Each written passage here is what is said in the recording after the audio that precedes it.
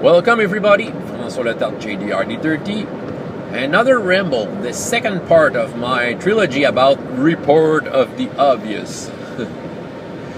I find it very funny. Okay, just to put you in context, if it's the first one you watch, well, go watch the first video. I do explain a lot what is this trilogy is all about. It's about something that just come more evident to me because of my RPGS experiment. And this is something obvious, something that many game masters will find out by themselves, but since I'm exposed to it in some sort of an extreme way, I want to talk about it. So the second aspect I want to talk about is the setting. Well, it's good. With RPGS, I think talking about setting is to the point, because RPGS itself, it's a big setting that was with many kingdoms written by different authors. One of them, I wrote one of them, and when it came out, I said to myself, well, it would be fun to have a one-shot in every one of those kingdoms, just to leave a trace somewhere of that book was used by someone. Okay, so it was some sort of a personal goal, and I knew that it was to be a challenge, because I just made cards with the name of every kingdom, and every time I'm finishing a one shot, I'm doing it.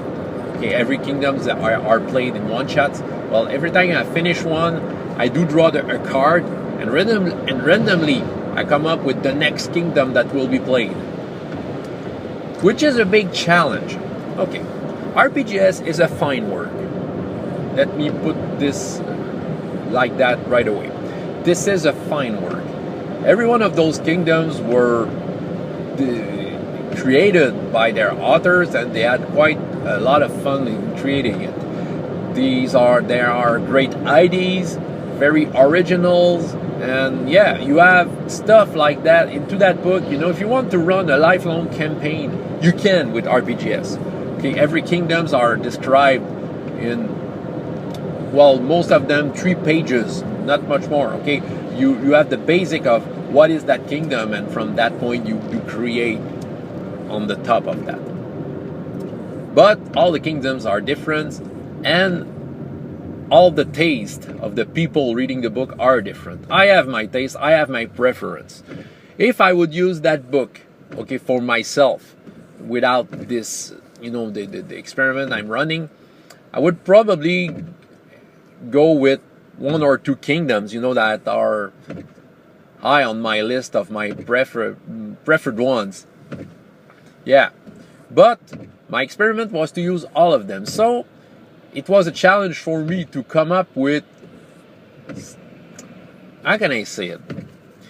If I draw a kingdom that wouldn't have been my first choice, it was a challenge for me as a game master, because I had to read about, the kingdom, and I have to find the plot hooks, that things that would interest me to that setting.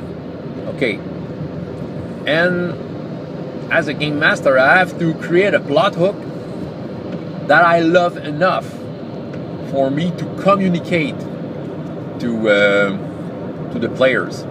Okay, I have to communicate the information to the players, and I must show my love of the setting. Yeah. So, how can I say it? It's a challenge, okay? Well, it's a fun challenge, I must say. It's not a burden, okay? It's quite easy for me, in fact, to do that. It's just when it's not my obvious choice, personal choice, I have to work a little more. I have to find my ways. I have to find different ways to put my love into that and bring it to the table and try to be enthusiastic about what I'm doing. Usually I come up with stuff that I'm satisfied. But even if I work hard enough to find something interesting, So far, with my RPGS experiments, the one-shots that ran more easily were the ones that had basically kingdoms that was more into my interest. Okay, if I was interested in the setting, I felt that it was way more easy to bring something. Like, it was more natural, you know. I may come up with, how can I say it? I would come up with, you know, the ideas. Okay, if I want to bring something in the game, you know, the words were coming to me easily. The reference, I was more ready when something not. I'm searching my words. Sorry, but something that was not. Man. Sorry. Report of the obvious. I'm not an English. I'm not native English. That is obvious. Something that wasn't expected, yeah, from the players. Okay, if they come into an unexpected road, you know, it was more easy for me to come up with something interesting. While if I was doing it in a setting that I've worked more, because, you know, it was not my first choice, the unexpected fell into some sort of a hole. Well, I always came up with something, but, you know, it didn't felt natural. It didn't felt in harmony with itself. Well, from my point of view, GM point of view, probably the players, they were enjoying my ideas, but, you know, it's better when the GM feel in peace with what he's proposing. So that is obvious. If you have a setting that you love, well, it will be more easy to run. Usually, in a normal group, even in a normal convention, the game master is coming up with a setting that he loves, okay? Because he wants to share it. So it's more easy for him to share his love.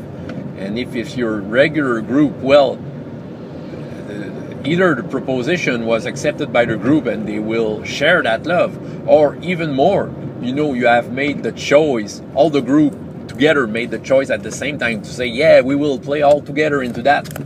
And at that point, it's even more easy. Yeah, but how can I say it? Yeah, when you come up with a setting that wouldn't have been your cup of tea, okay, yeah, you have to work harder. And it's a very good exercise, I must say it. Yeah, don't say that you must do it. You must lose your time into playing a setting you wouldn't do usually. But since I decided to get into this challenge, it was my personal choice. I want to get through it. Well, it exposes me to that kind of difficulties, and it works out my GM's muscles a lot. This is an exciting exercise. You know, I'm always looking forward to what will be the next kingdom, and I'm always enthusiastic when whatever the kingdom that came out. You know, I'm always happy to see, okay, I will do that, and yeah, I will try to do something with it. But if we just see the natural course of things, when you run a game into something you love, well, the part of the work will be done by itself. The report of the obvious. That's what I wanted to say. So RPGS, I will run the next RPGS session in English at conplus.com. Probably I'll put a link below, which is it was called in the last years Brigade Con. It's a charity event to raise monies for Child's Play, which buys games for hospitals all around the world to help the kids have a better stay at the hospital with some entertainment. So it's free to participate if you're a GM or a player, but it will be November 3rd, by the way. But it's a great occasion to encourage people to give money and play role-playing games at the same time. So maybe we'll see us there. my game so far. It's there if you want to play the RPGs I will give. And this is, and by the way, this is the setting, the kingdom of this RPGs I will run at Con Plus is one that I love. Okay, so it will be more easy for me to run. Don't worry about that. So, François Letarte, JDR D30, and up to next time, I hope you have as much fun in your life as in your games. See you in the third video of this trilogy.